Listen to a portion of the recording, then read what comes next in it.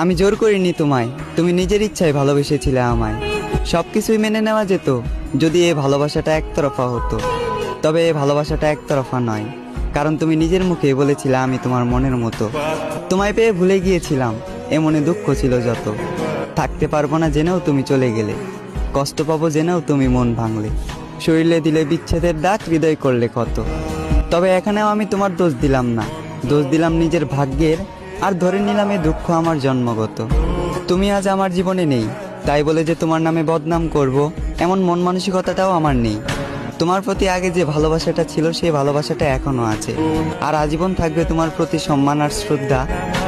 কেউ জানে না, আর হয়তো কেউ জানবেও না, প্রেমিকার স্মৃতির সাথে প্রতিনিয়ত লড়াই করা আজ আমি এক প্রেমিক যোদ্ধা।